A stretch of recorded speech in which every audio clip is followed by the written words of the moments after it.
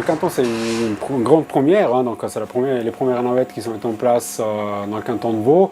Ce qu'il faut savoir, c'est qu'en Suisse, d'ici la fin de l'année, la Suisse sera justement le pays avec le plus de navettes autonomes en exploitation au monde, donc ce qui est quelque chose d'assez remarquable pour nous.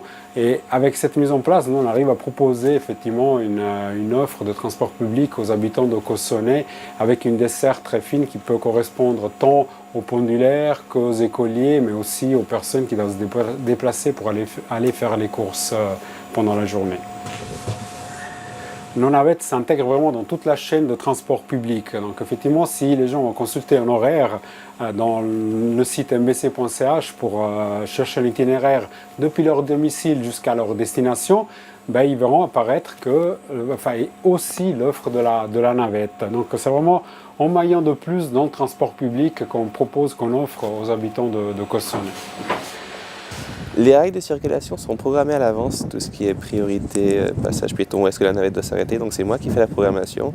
Et par exemple, je dis à la navette de tel endroit à tel endroit, tu rouleras à telle vitesse et à cet endroit-là, tu feras une priorité à droite. Donc s'il y a un obstacle qui vient de la droite, quelque chose qui bouge, la navette va s'arrêter. Donc tout ça, c'est la programmation. Nous, on dit à la navette tout ce qu'elle doit faire. Et après, elle interagit avec ses capteurs en voyant si les obstacles sont trop proches, suffisamment loin pour pouvoir avancer, etc. Les navettes auront toujours un opérateur à bord. Donc l'opérateur a pour but d'expliquer aux personnes comment fonctionne la navette et de le mettre en marche le matin. Une fois en autonome, les opérateurs n'ont plus rien à faire et en fait les personnes qui souhaitent utiliser les navettes montent à bord et peuvent interagir avec un écran tactile.